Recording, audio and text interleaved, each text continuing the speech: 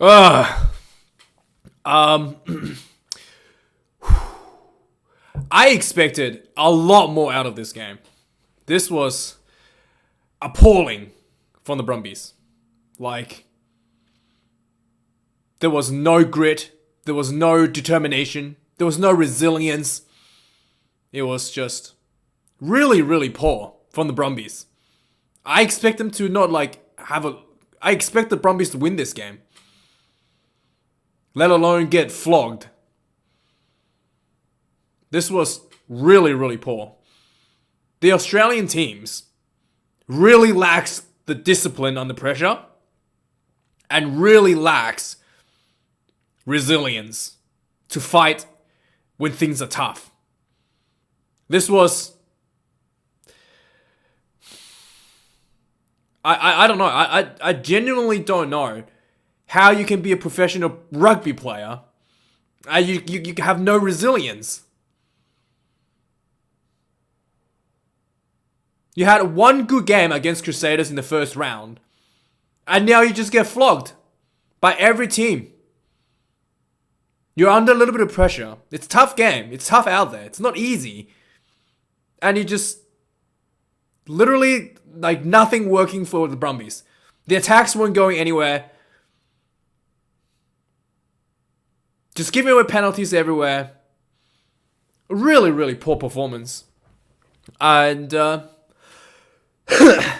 congratulations to the Blues. They got a bonus point win. And quite a nice performance from the Blues, actually.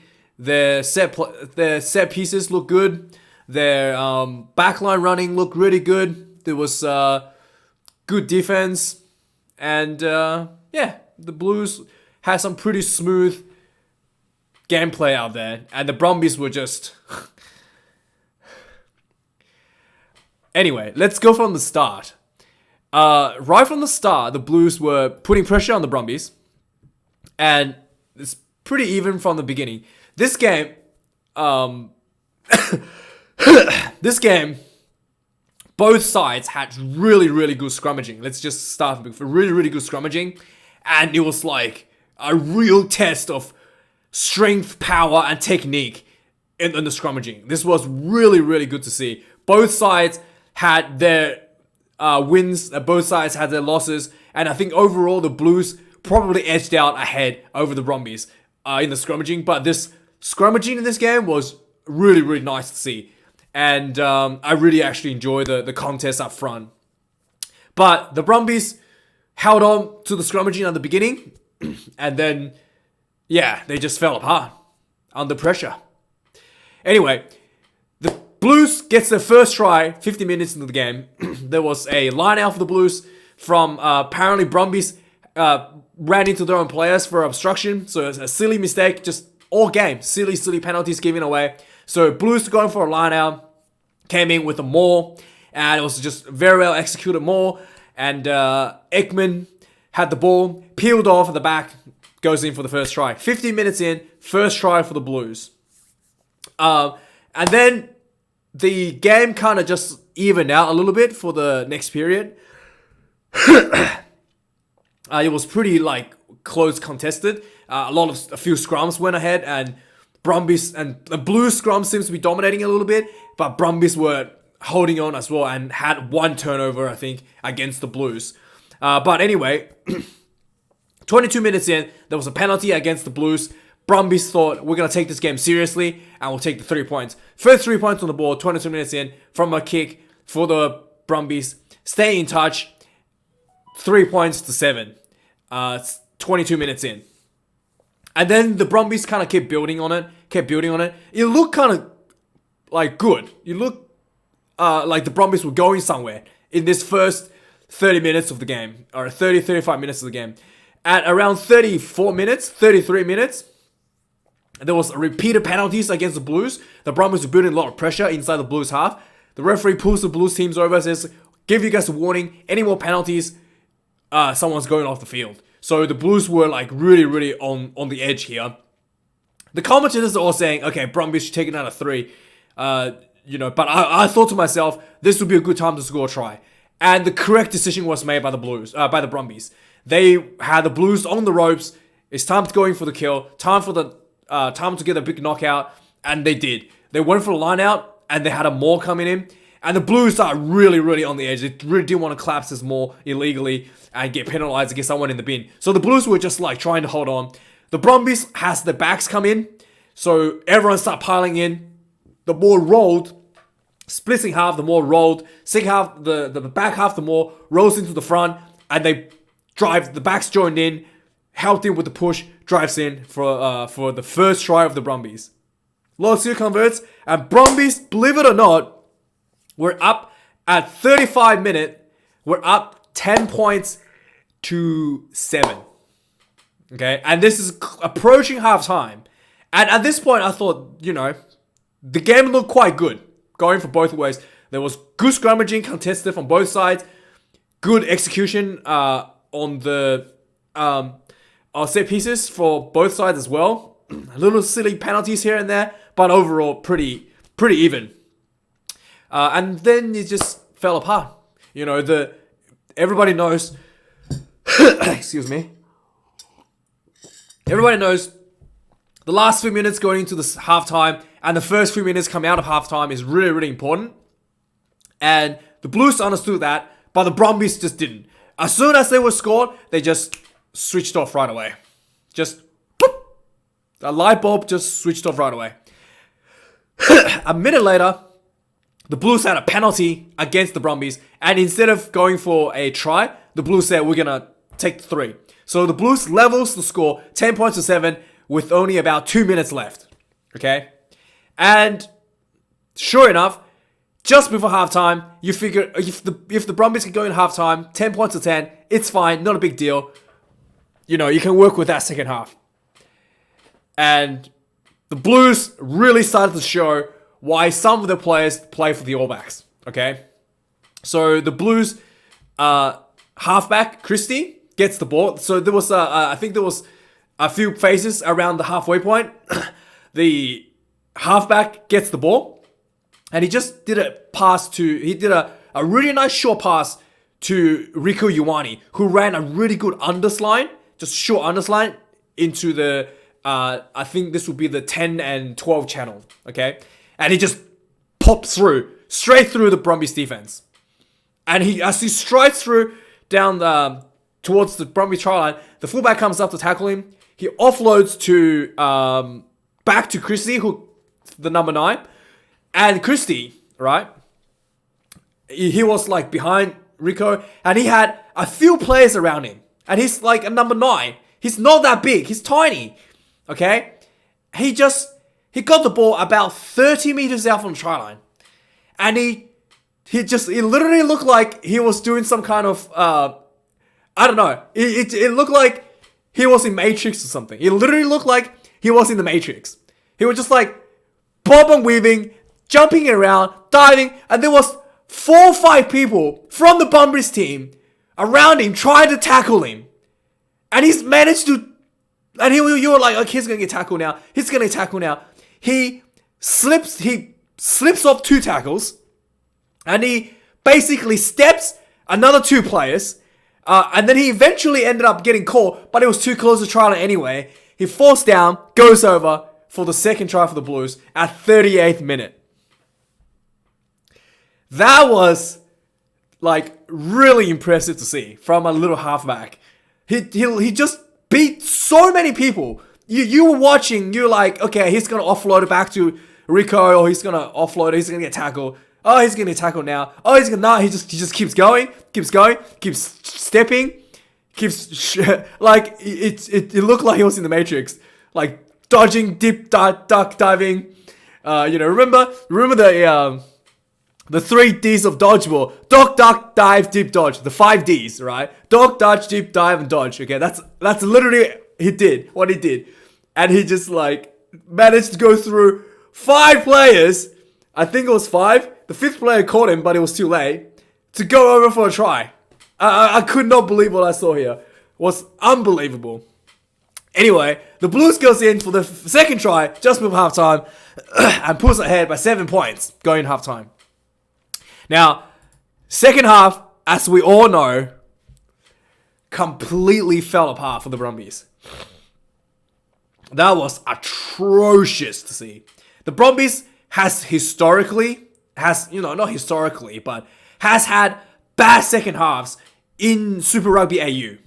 Their second half performance hasn't been like consistent with their first half. So this game literally exemplified Brumbies' issue with the second half. They got punished so hard in the second half. It was, the Brumbies' attack was non-existent. The just penalties given away everywhere, and they just crumbled, like a lump of coal. You put a bit of pressure on it, it just crumbles into little dust. That's what happened to the Brumbies in the second half. Anyway, straight away in the second half, the Blues were putting pressure on the Brumbies, and they were building quick phases, quick ball. Eventually, Bryce Heem, the replacement for Caleb Clark, he goes in for his first try tonight. He had, I think, 2 tries last week. Man, this guy looks so good. He is unbelievably good. Again, there was few quick balls. The Blues getting really close to Brumbies' try line. There was a pass to Black, and Black just threw a really quick ball as he was getting pressured. Ulterior Black, he was getting tackled. Someone was right in front of me. He threw a really quick pass ball to Bryce Heem, and Heem ran this beautiful underline, crashes inside, and goes straight in under the sticks for the first try for the Blues in the second half. They looked really, really smooth for the Blues. And the pressure kept on building for the Blues. The Brumbies were, trying to build some pressure themselves, and they just end up giving away penalties after stupid penalties. And they really weren't able to build consistent pressure as a result of their own mistakes and their own penalties. Like entering the ruck from the wrong side when you had the ball is really poor. And the Brumbies done that multiple times in the second half. Just basic breakdown errors. And it was really poor.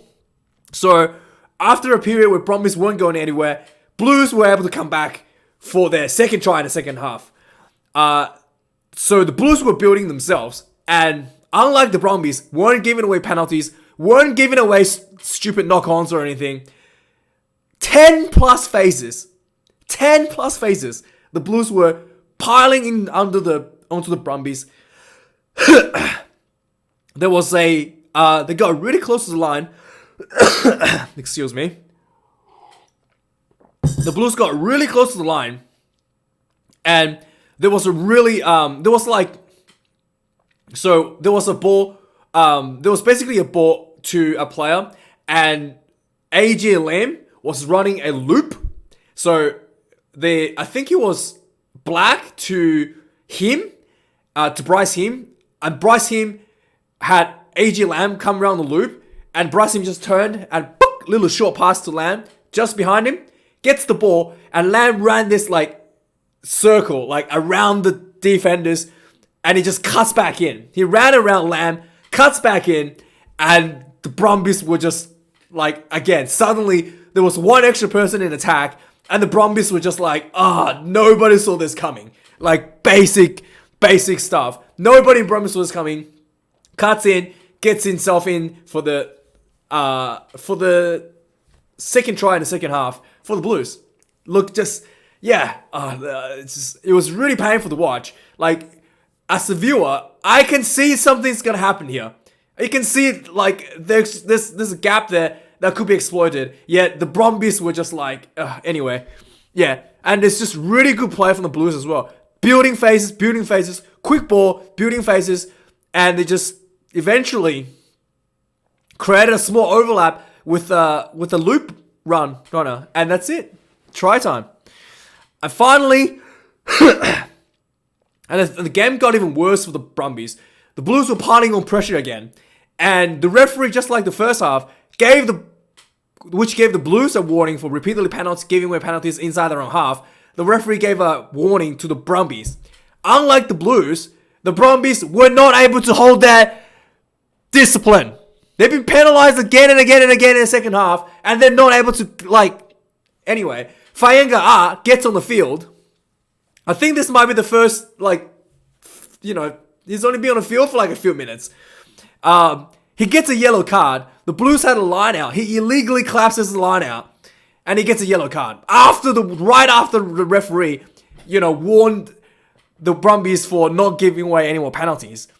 Blues goes for a line out, goes for a more. He illegally claps it from the side. And, yep, he goes off for 10 minutes. And that's the 70th minute, so he was off for pretty much the entire duration of the rest of the game. And after that illegal collapsing, the Blues, noticing that the Brumbies has a front row in the bin and a forward in the bin, opted for a scrum. And this scrum was dominant. Very, very dominant scrum for the Blues. They have been like back and forward throughout the game, but the Blues had a bit of edge. Now that the Brumbies has one person in the bin, this was a very dominant scrum. They could have probably had a penalty from that try. Could have been a penalty try if the scrum carried forward. But anyway, the ball comes out about really quickly. The halfback gets the ball, and he runs the blind side. Okay, imagine the scrum is kind of like around the train tracks. Okay, he runs the blind side. Look like he's gonna go for the blind side, and then he pops the ball back inside to the open side to packed to the open side to, I think this was Black. I think it was Black, or maybe it was, anyway, he pops it back inside to the number 10. Okay, maybe it was a reserve. But anyway, he pops it back inside to the number 10. Number 10 gets the ball on the inside. He runs in, draws the defender, offloads the ball, offloads the ball as well to another player. Another player runs an angle, and then he runs an angle, cuts back in, and he makes a half break, and then he offloads again back to the inside to Faiani, TJ Faiani. Okay, yeah, can you imagine this? The ball, the halfback runs the blind side, draws all the attention to the blind side. He passes the ball back to the open side. Okay, so he runs around the back of the scrum, looking like he's going to go this way. He passes the ball back. It goes back in front to the open side. The number 10 runs past a short ball to an outside player. Outside player runs in, breaks the line, and then Faiani runs an inside line, okay, from the blind side, comes back inside and gets the ball from the I think it might be Bryce Him, and then he just goes straight in for the try. Like, absolutely beautiful setup here. Okay, it was just brilliant setup. Well, that's all I can say. And yeah, and again, the Brumbies defense were just scrambling and kind of poor. Probably could have made the tackle there because there was players around that 9 and 10 channel where the try was where the Blues were trying to work through. So could have probably made the tackle, but yeah, Blues gets their 5th try on the 70th minute. And that's the way the game stayed. And yeah, the Brumbies looked really poor. Really poor. And yeah, I don't know. 2 more weeks to go. This is Nightmare's almost over. We're past the halfway point, guys. And yeah, thanks for watching. And hopefully the Reds versus, you know, I kind of jinxed this game by saying that hopefully Brumbies will win. Hopefully the Reds lose the next game against the Chiefs, okay? We'll see what happens. Thanks for watching, guys. I'll see you guys a bit later today.